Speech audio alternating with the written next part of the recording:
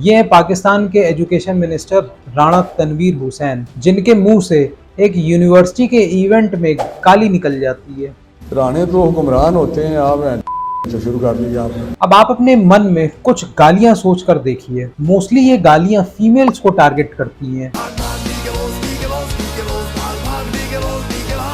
चाहे वो हिंदी हो, इंग्लिश हो या पंजाबी या कोई भी दूसरी language. We are divided by languages but united by गालीज। एक्चुअली इन गालियों का ओरिजिन ऐसी चीजों से होता है जो एक्चुअल में सोशल टैबूज माने जाते हैं। फॉर इंस्टेंस जैसे सेक्स, एक्सक्रीशन, कोई सोशली डेविएंट बिहेवियर, कोई रिलीजियस प्रैक्टिस जैसे सर्कमसिशन, या फिर कोई रेस या फिर फीमेल जेंडर को टारगेट करते हुए, और या फिर किसी कास्ट को टारगेट करते हुए।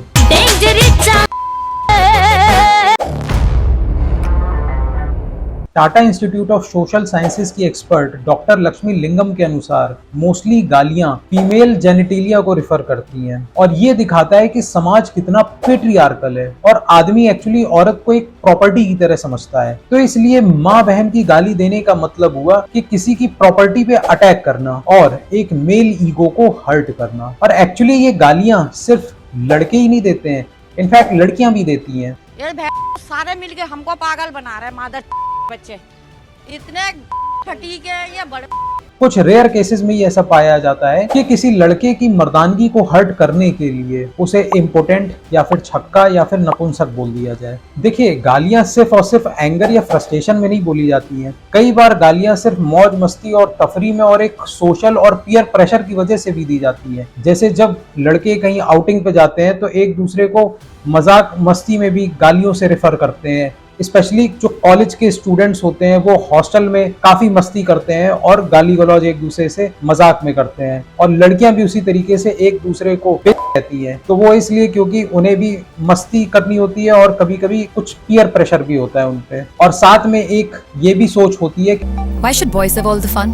2016 में इंटरनेशनल मदर लैंग्वेज डे पे जर्नलिस्ट योगेश पवार ने अपनी स्टडी में फाइंड आउट किया कि कभी कभी गालियां देना एक बहुत ही कैथार्टिक प्रोसेस होता है, और अपने फ्रस्ट्रेशन को निकालकर दिल को हल्का करने का एक बहुत ही अच्छा तरीका होता है गालियां निकालना। अब आप याद करो उस ओवर डिसिप्लिन्ड टीचर को या फिर एक बहुत ही घटिया खड़ूस बॉस को जिसने आपका जीना हराम कर दिया है। तो अगर अकेले में अपने दोस्तों के आगे आप उसे कुछ गालियां दे देते हो तो मन तो हल्का हो जाता है ना, क्योंकि इन लोगों को झेलना आपकी मजबूरी है। इंटरेस्टिंगली 2011 में एक मूवी आई थी रावण, उसमें करीना कपूर का कैरेक्टर ये रिसर्च करता है कि सारी गालियां माँ बहन पे ही क्यों बेस्ड होती हैं और ये मेल सेंट्रिक क्यों नहीं होती।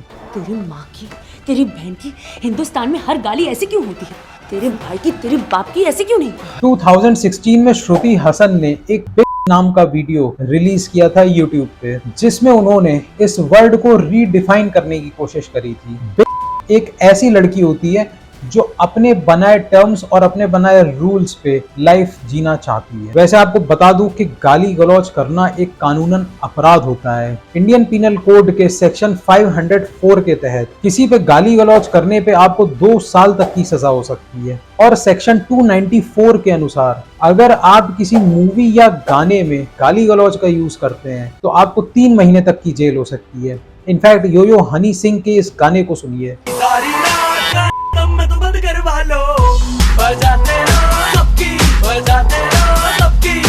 और ये एक और गाना,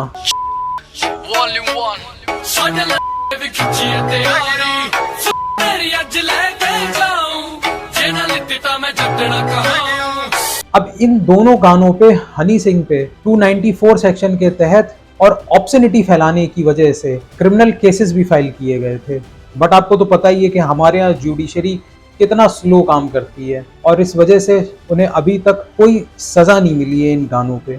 अब सवाल ये उठता है कि लड़के लड़कियों से ज्यादा गालियां क्यों देते हैं। साइंस डायरेक्ट में पब्लिश हुई एक रिसर्च के हिसाब से ह्यूमन ब्रेन में एक सेक्शन होता है जिसे एमिगडाला कहते हैं, और ये सेक्शन एंगर और एग्रेसिवनेस को क्रिएट करता है, जबकि orbital frontal cortex extreme emotions को मॉडरेट कर देता है। लड़कियों के केस में ऑर्बिटल फ्रंटल कॉर्टेक्स यानी OFC बड़ा होता है, तो वो अपने इमोशंस को ज्यादा अच्छे से मॉडरेट कर सकती हैं, स्पेशली एंगर और फ्रस्ट्रेशन को, और इसी वजह से उनके मुंह से गालियां भी कम निकलती हैं। 2017 में एक स्टडी साइंस डायरेक्ट में पब्लिश हुई थी, जहां पे रिसर्च में 2 टीम्स को रखा गया। एक टीम को फ्रीली गालियों को यूज करने के लिए कहा गया, जबकि दूसरी टीम बहुत ही नॉर्मल वर्ड जैसे कम ऑन, पग up, we can do it, इस तरीके के जेनेरिक वर्ड्स यूज कर रही थी। सरप्राइजिंगली जो टीम गालियां यूज कर रही थी उसका परफॉर्मेंस 4.6% ज्यादा पाया गया। तो कभी कभार शरीर में